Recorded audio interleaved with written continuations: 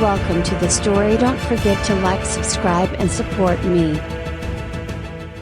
Carl had always been a wanderer by nature, drawn to the quiet places most people ignored. On the outskirts of his small village, there was an old, crumbling church that had stood empty for decades. It was a place wrapped in mystery, a relic of a bygone era. Some villagers said it was cursed, others claimed it was haunted by the spirits of forgotten priests. Carl didn't believe in any of that, but the dilapidated building had always intrigued him. So, one autumn afternoon, when the fields were quiet and the village was still, Carl ventured into the church, hoping to satisfy his curiosity once and for all.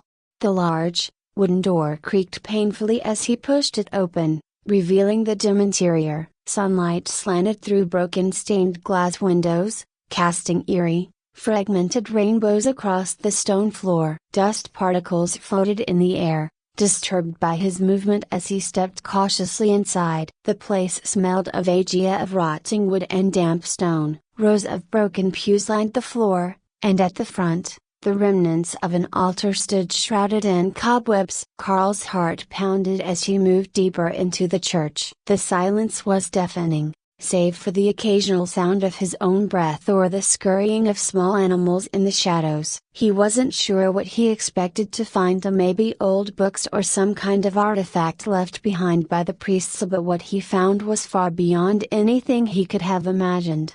In the center of the nave, right where the sunbeams struck the floor, something gleamed faintly. At first, he thought it was just a trick of the light, but as he approached, his eyes widened in disbelief. There, lying in the dust and decay, was a pair of wings. They were unlike anything Carl had ever seen before, massive, radiant, and shimmering with an ethereal glow. The feathers were pure white, tinged with a soft golden hue that seemed to pulse with life. He couldn't tell if they were part of some old religious sculpture or if they had simply materialized out of thin air, but the sight of them made his chest tighten.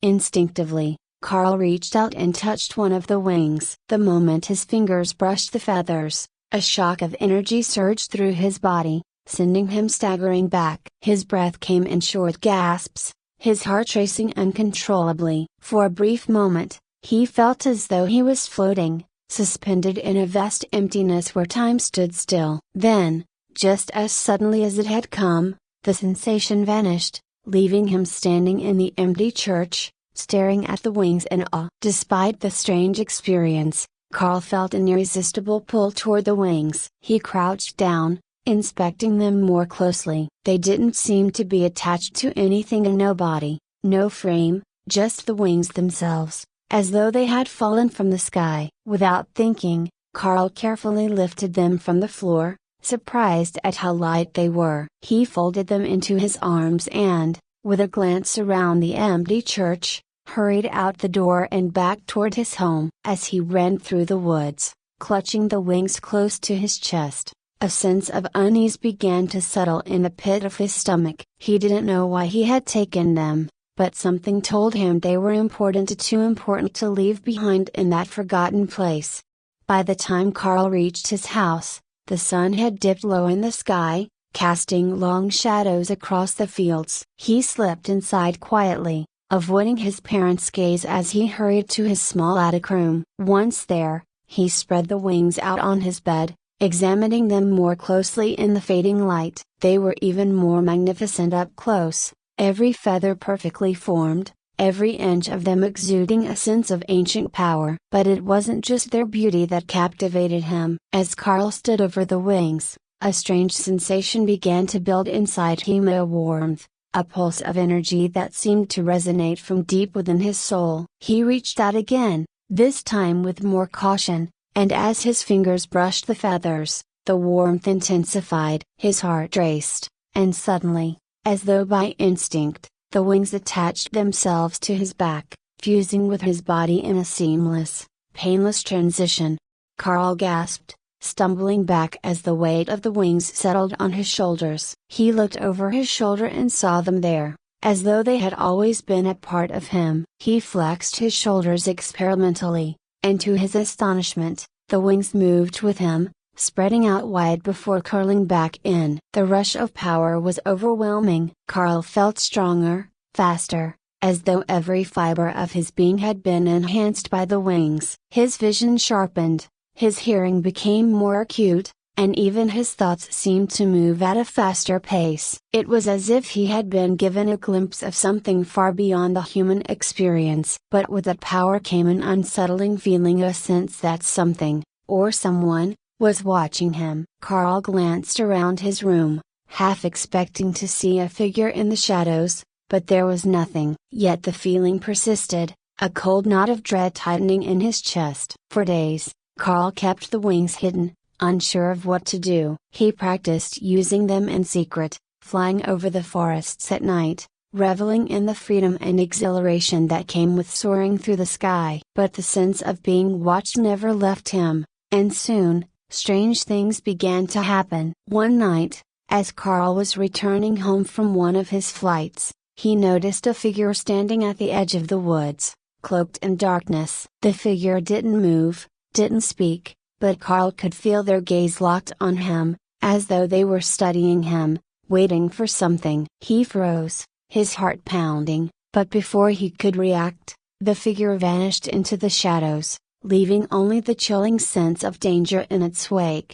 The next day, Carl met Alara. She appeared suddenly, without warning, as Carl sat by the edge of the village pond, lost in thought. At first, he didn't notice her approach, but when she spoke, her voice was soft, yet commanding. "You shouldn't have taken the wings." Carl turned sharply, startled by the presence of the young woman standing a few feet away. She was tall, with dark hair that flowed down her back, and her eyes, those piercing, silver eyes, seemed to see right through him. "Who are you?" Carl demanded, rising to his feet. "Alara," she said simply, her gaze never wavering. "I've been sent to protect the wings, and now, it seems, to protect you." "Protect me from what?" Carl asked, his heart still racing from the shock of her sudden appearance. Alara's expression darkened. "From the fallen angels who seek to reclaim them." Carl's blood ran cold. "Fallen angels? What are you talking about?" "The wings you found, did they belong to the first of the angels,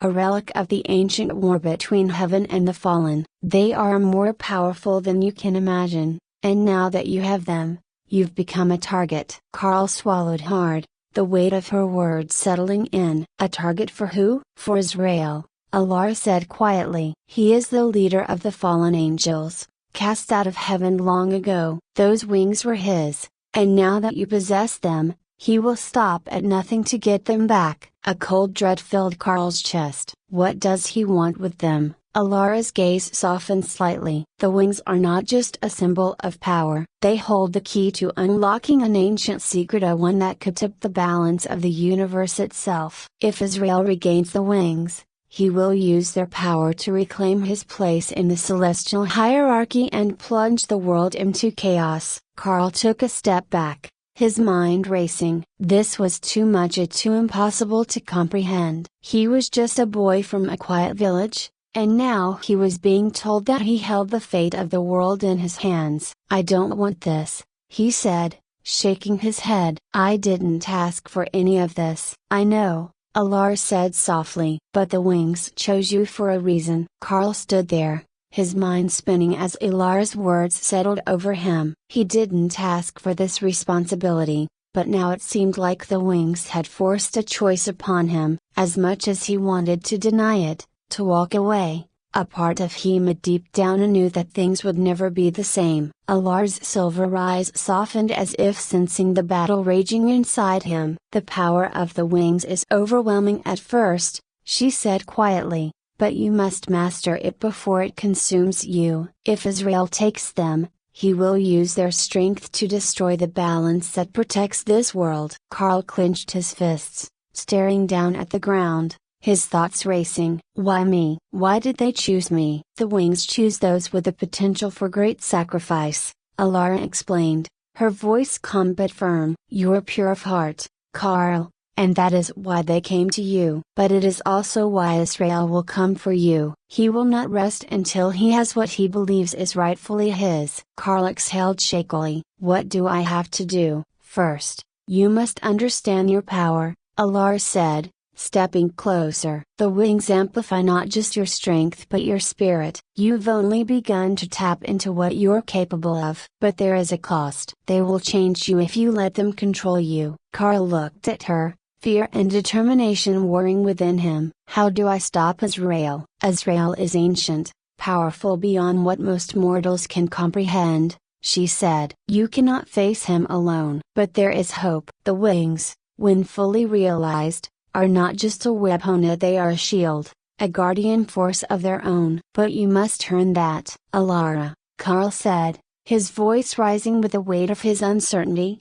I'm just a boy from a small village. How am I supposed to fight something like this? She placed a gentle hand on his shoulder, and for the first time since she appeared, Carl felt a strange calm wash over him. You won't be alone. I'll train you. But in the end, the choice will always be yours, so whether to bear the responsibility or to return the wings. For a moment, the quiet of the evening pressed down on them both. Carl could hear the rustle of leaves in the distance, the faint chirp of birds as dusk settled in. His world, once so simple, had been turned upside down in an instant. He had wings attached to his back that were somehow tied to an ancient celestial war, and now, fallen angels hunted him. But even in the chaos, something within him stirred at a sense of purpose that he hadn't felt before. I'll do it, Carl said finally, his voice steadying. I'll fight. Alara gave a small nod. Then we have no time to waste. They'll come for you soon. Over the next few days,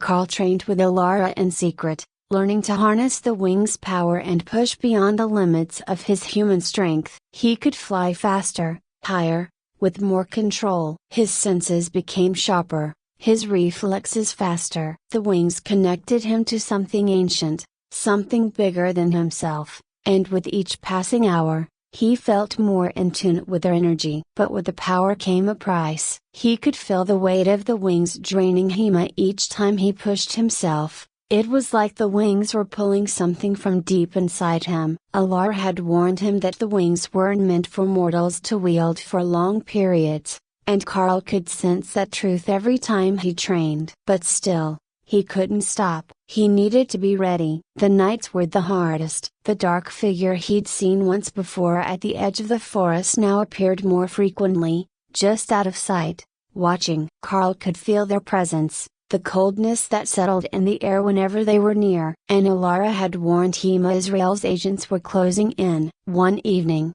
as Carl and Alara trained by a hidden lake deep in the woods, a chill swept over them, sudden and sharp. Carl paused, his wings still spread wide, feeling the weight of something dark and terrible pressing down on him. They've found us, Alara whispered. A figure emerged from the shadows of the trees, tall and cloaked, their eyes gleaming with a faint, otherworldly light. It wasn't Israel, but one of his lieutenants, a fallen angel, Carl realized, his heart pounding. The fallen angel's voice was cold, dripping with malice. The wings do not belong to you, boy. Return them, and perhaps your suffering will be brief. Carl's breath caught in his throat. Alara stepped forward, her hands glowing with a strange light, ready to defend him. But before she could strike, the fallen angel moved faster than Carl had ever seen, slashing through the air with blinding speed. Carl barely dodged,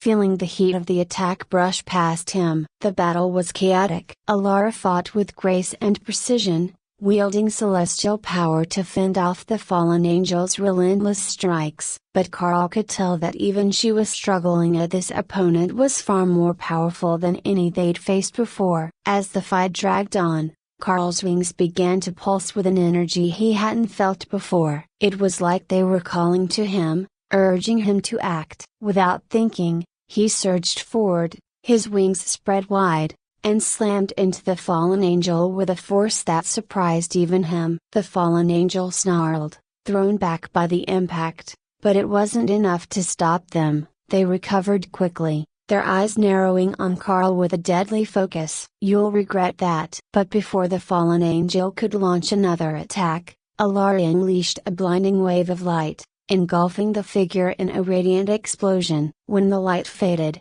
the fallen angel was gone, and the forest was silent once more. Carl staggered back, panting, his heart still racing from the intensity of the fight. Allure turned to him, her face pale but resolute. "They're getting stronger," she said. "Azrael is growing impatient." Carl nodded, still catching his breath. "What do we do now?" "We prepare," Allure replied. "Azrael will come for you himself soon. And when he does, you need to be ready." Over the next few days, Carl pushed himself harder than ever before. The fallen angel's attack had shaken him, but it had also awakened something deep inside him, a fierce determination to master the wings, to protect the world from Azrael's threat. He trained with Allure day and night, learning new ways to channel the wings' power and defend against the dark forces that pursued him. But the more Carl used the wings, the more he could feel them taking a toll on him. His body ached constantly, and his mind felt stretched thin, as though the power of the wings was pulling him apart. Allure warned him that the wings were meant for angels, not humans, and that prolonged use could destroy him if he wasn't careful. Still, Carl refused to give up. He couldn't let Azrael win. Finally, the day came when Carl felt the storm approaching. The sky darkened, heavy clouds rolling in like a gathering army. The air was thick with tension, and Carl knew this was it. Azrael was coming. Allure met him by the lake, her expression grim. "Are you ready?" Carl nodded, though his stomach churned with nerves. He could feel the wings thrumming with energy, almost as if they were alive, sensing the impending battle. Then, out of the darkness, Azrael appeared. He was tall, imposing, with wings as black as night and eyes that burned with a cold, cruel fire. The air around him crackled with power, and Carl could feel the weight of his presence like a physical force pressing down on him. "You've made a grave mistake, boy," Azrael said, his voice deep and thunderous. "Those wings belong to me." Carl swallowed hard, his heart pounding in his chest. "They don't belong to anyone. They're not meant for you or for me." Azrael's eyes narrowed. "You think you can stand against me? You are nothing." But Carl stood his ground, the wings spreading wide behind him. "Maybe I am," he said, his voice steady despite the fear coursing through him. "But I won't let you destroy this world." Azrael laughed, a dark, bitter sound. "Then you will die." The final battle erupted with a fury Carl had never known. Azrael's power was overwhelming, his attacks relentless and brutal. Carl fought with everything he had, but he knew he was outmatched. Even with the wings, he couldn't match the sheer force of Azrael's strength. But then, as Azrael moved in for the killing blow, something inside Carl shifted. He felt the wings respond, surging with a power he hadn't tapped into before. In that moment, he understood that they weren't just a weapon. They were a force of protection, of sacrifice. With a roar, Carl unleashed the full power of the wings, not to attack, but to shield. The radiant energy exploded outward, enveloping him and Azrael in a blinding light. Azrael screamed, his form dissolving into the light as the wings' power consumed him. When the light faded, Carl collapsed to the ground, exhausted, his body trembling with the effort of the battle. Allure rushed to his side, her face pale but relieved. "It's over," she whispered. Carl nodded weakly, his breath coming in ragged gasps. The wings, now spent, dissolved into the air, leaving Carl feeling both lighter and emptier than before. He had won, but the price had been high. As Carl lay there, staring up at the darkened sky, he knew that his life would never be the same. The wings were gone, but the memory of their power and the responsibility that came with Emma would stay with him forever.